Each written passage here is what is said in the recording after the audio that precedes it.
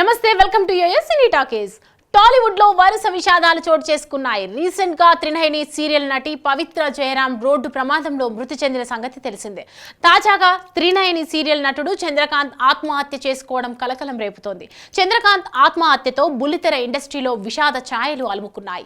అయితే చందు ఆత్మహత్యకి సంబంధించిన షాకింగ్ విషయాలు బయటకు వస్తున్నాయి. పవిత్ర జయరాం మరణానికి చందు ఆత్మహత్యకి ఏదో లింక్ ఉందని తెలుస్తోంది. దీనికి సంబంధించిన మరో షాకింగ్ విషయం కూడా బయటకు వస్తోంది. వీరిద్దరూ గత కొంతకాలంగా రిలేషన్స్ లో ఉన్నట్లు సమాచారం. దీంతో పవిత్ర మరణాన్ని తట్టుకోలేకపోయిన చందు డిప్రెషన్ లోకి వెళ్ళినట్లు తెలుస్తోంది. దీంతో ఆ డిప్రెషన్ తట్టుకోలేక ఆయన ఆత్మహత్యకు పాల్పడినట్లు సమాచారం.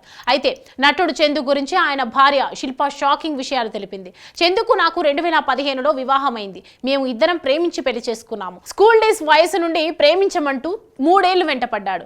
నేను ఒప్పుకున్న తర్వాత 12 ఏళ్లు ఇద్దరం ప్రేమించుకున్నాం. పెద్దల్ని ఒప్పించి పెళ్లి చేసుకున్నాం. మాకు 2 పిల్లలు. మేము ఎంతో అన్యోన్యంగా ఉన్నాం. పవిత్ర ఎప్పుడైతే మా లైఫ్లోకి ఎంటర్ అయిందో అప్పటి నుండి మా మధ్య గ్యాప్ స్టార్ట్ అయింది. చందు నేను 4 ఏళ్ల నుండి దూరంగా ఉంటున్నాం. నా పిల్లలతోనే చందు కాంటాక్ట్లో ఉండేవాడు.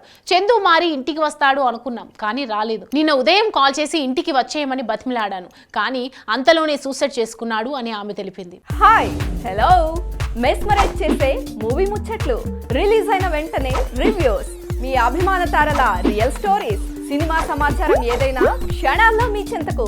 మరింకెందుకు ఆలస్యం, యోయో సినీ టాకీస్ ని సబ్స్క్రైబ్ చేసుకోండి. హలో నోటిఫికేషన్ కోసం గంట కొట్టడం అస్సలు మర్చిపోకండి.